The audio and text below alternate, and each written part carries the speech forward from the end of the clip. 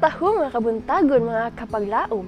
Atong isgutan ni ining adlaw mao ang atong morning devotional nga naguluhan ang proseso sa paghapsay. Ug ang atong teksto makita sa 1 Pedro 4:12-13 nga nag-ingon, mga hinigugma, ayaw kamo paghiyukarat sa magasilaob nga kalisdanan, nga magaabot sa pagsulay kaninyo, nga kaha pagaingon ninyo nga usa ka talagsaong butang ang nahitabo kaninyo. Magkalipay hinuon kamo sumala sa inyong pagkaambit sa mga kasakit ni Kristo. Aron kamo magakalipay usab og magamasadyaon inig padayag na unya sa iyang himaya. Dili nga walay katuyuan nga ang Dios nagpadala og pagsulay sa iyang mga anak.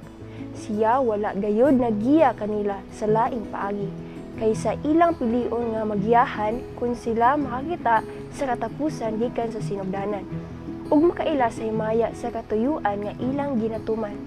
Ingon nga mga magbubuhat uban kaniya, iya silang gipailalom sa disiplina aron sa pagpaubos kanila sa paggiya kanila.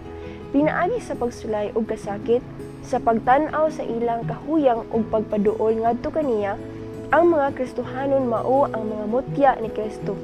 Sila kinahanglan nga mudan-ag sa mahayag alang kaniya, mudan-ag sa kahayag sa iyang katahom. Ang ilang kahayag nagdepende sa paghapsay nga ilang nadawat. Mahimo nga pilion nila nga hapsay o magpabiling dili, apan ang matag usa nga gimantala nga takos sa usa ka dapit sa templo sa Ginoo, kinahanglan nga magpasakop sa proseso sa paghapsay.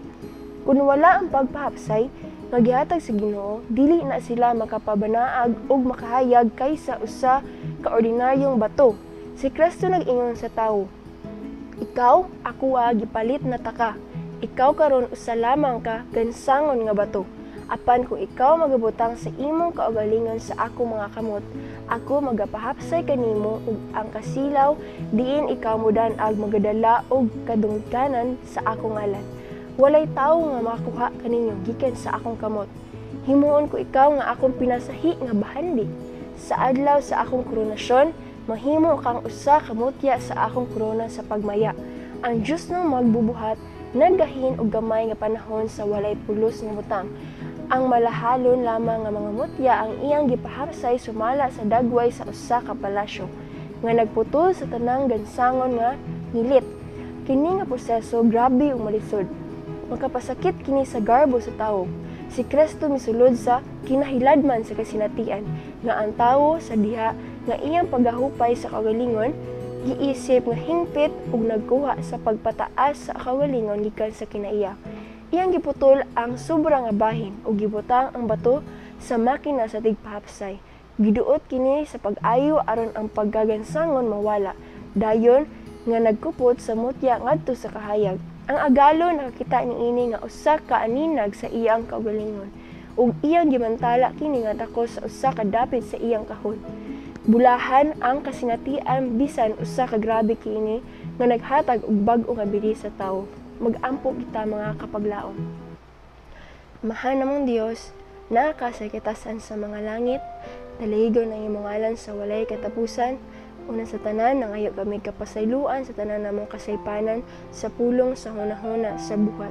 Salamat sa maayong kabuntagon nga imong gihatag ni ining adlaw, ug salamat sa grasya ug panalangin nga imong gipadayag diri kanamo. Ginoo, sa morning devotional nga among nasinatian karon, hinaot kini magatisok sa among nagkasing-kasing ug ma-apply namo sa among pag-adlaw-adlaw nga pagkinabuhi, Ginoo. Salamat sa imong kamaayo ug hinaot nga imo kaming ubanan sa among adlaw runtak naa, Ginoo.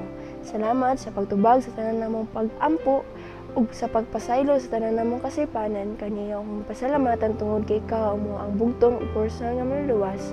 Amen.